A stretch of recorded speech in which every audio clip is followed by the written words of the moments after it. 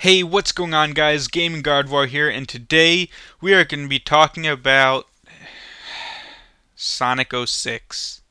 Now, for those of you who don't know what Sonic 06 is, it's one of the biggest disappointments in video game history.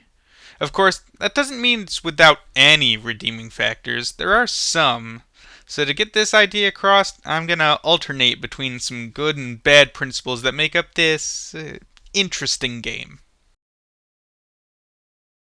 Consistency is the principle that usability is improved when similar parts are expressed in similar ways.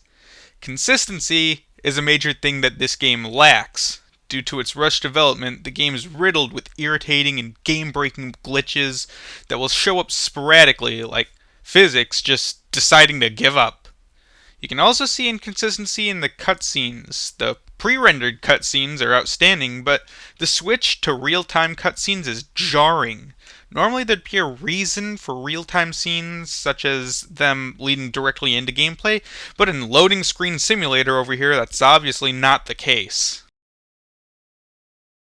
Anthropomorphic form is about the appeal of humanoid characteristics. This is something the entire Sonic series is taking advantage of from the beginning, being that the main cast consists of anthropomorphic animals. Sonic's the hedgehog, Tails is a two-tailed fox, Knuckles is an echidna, the list goes on.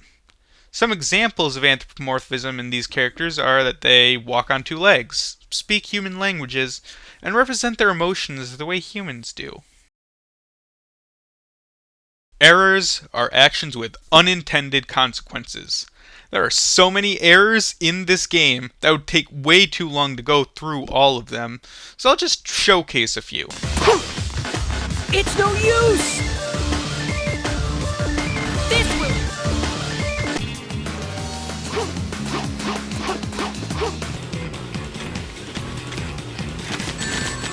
no.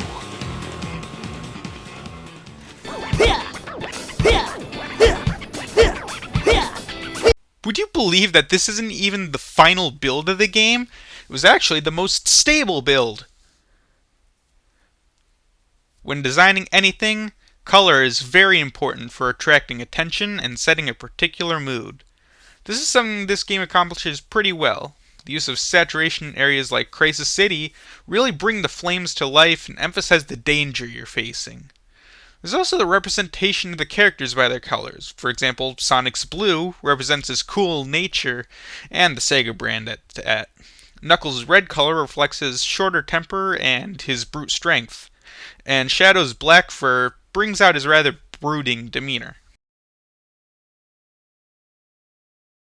The development cycle is how decisions are made for designing and testing new products. It's usually split into 4 stages: requirements, design, development, and testing. This game had a very broken development cycle due to Sega's demands. The game was pitched in 2004 with the requirement that it be done by the holiday season of 2006 to celebrate Sonic's 15th anniversary.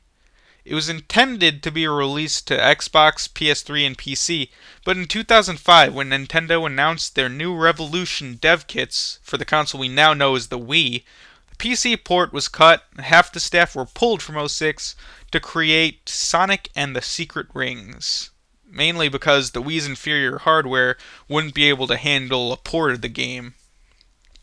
This, combined with Yuji Naka and 10 other people leaving the company entirely, led to a situation where the developers were understaffed and overworked. Quality control was almost entirely removed from testing, and much of what was planned had to be thrown out for deadlines.